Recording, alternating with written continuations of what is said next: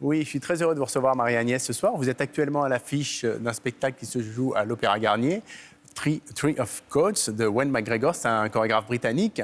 Mais avant de parler de ce spectacle, je voudrais qu'on revienne un peu sur votre carrière, les temps forts. En 5 minutes, on va évidemment pas tout balayer. Je voudrais d'abord, vous êtes rentré à l'Opéra à l'âge de 9 ans. Et vous avez passé tous les concours avec succès et vous avez été nommée étoile à l'âge de 29 ans sur un spectacle sublime que j'ai vu de Caroline Carlson qui s'appelle Signe. Et j'avais envie de savoir, c'était la première fois qu'une danseuse était nommée sur un spectacle contemporain. Oui, c'est exact. Je suis la première nommée sur une œuvre contemporaine. Et je sais bien, c'est l'évolution de la danse. Je pense que maintenant, à l'heure actuelle, on ne peut plus faire ça. On ne peut pas que voir du répertoire et des grands classiques. Je pense que la danse a tellement évolué qu'on doit vivre avec son temps. Et ça vous a réjoui ou vous auriez aimé être nommée sur Gisèle ou le Lac des Cygnes? Je me suis posé la question. Quand on est dans ce jeu, vous savez évidemment tout danser merveilleusement bien, mais peut-être pour ce moment précis. J'avais tout dansé en classique, donc c'était quand même un challenge aussi, je pense, pour les directeurs de nommer une femme sur une œuvre contemporaine. En plus, c'est Caroline Carlson et je n'arrête pas de travailler avec elle. Là, je vais commencer le dialogue avec Rothko. C'est le dernier solo qu'elle a créé pour elle.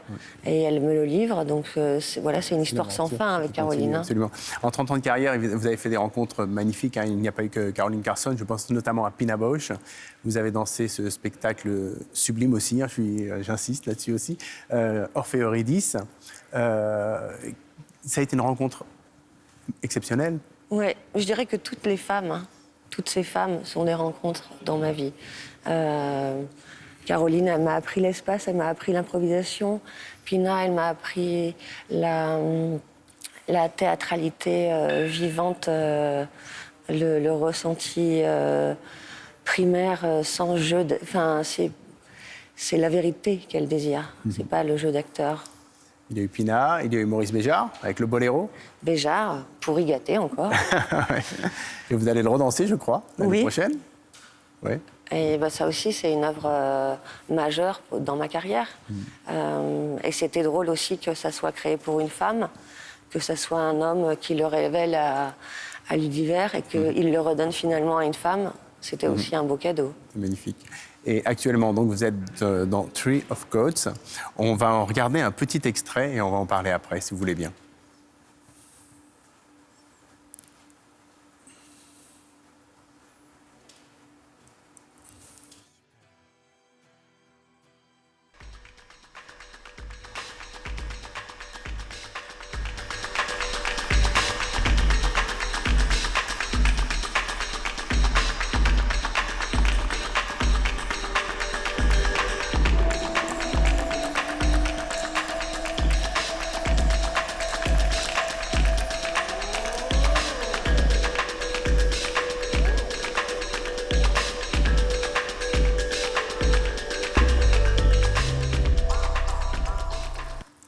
J'ai vu ce spectacle, il y a une liberté, une énergie. J'ai presque l'impression, on avait le sentiment qu'il n'y avait pas de chorégraphie. Est-ce que je me trompe?